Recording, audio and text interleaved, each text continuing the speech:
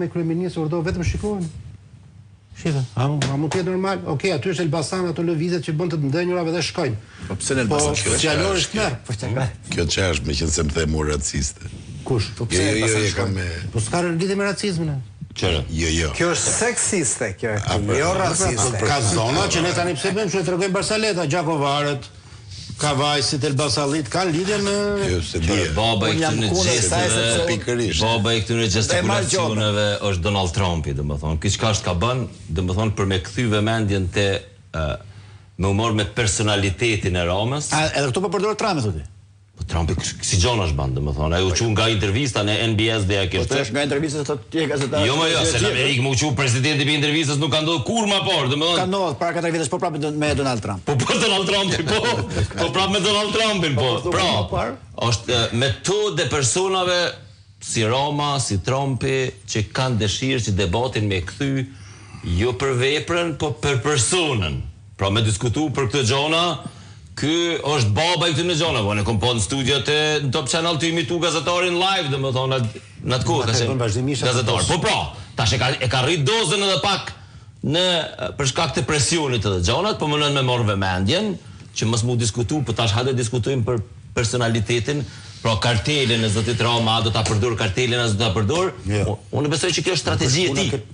Unë besoj që është strategji e tij, se ky s'ka rrjedh 2 ditë të fundit, domethënë. Jo, ai mund të ketë qenë i rrjedh, por në moment të caktuar ti ekspozon. Unë mendoj që është pjesë e planit që hajde diskutojmë për tema tjera. Ti në momentet caktuara e ekspozon. Pse? Mund ta quajmë këtë si një përfundim ose jo përfundim, një fazë të kësaj që po i ndodh. Merr krahasoj lëvizjet e Ramës deri këtu. Pra, del dhe thotë ata njerëz të mirë, ata njerëz të bukur që janë protest, po shkojnë mbrapa ca andartëve grek se çto është atje duhet bëjnë kujdes.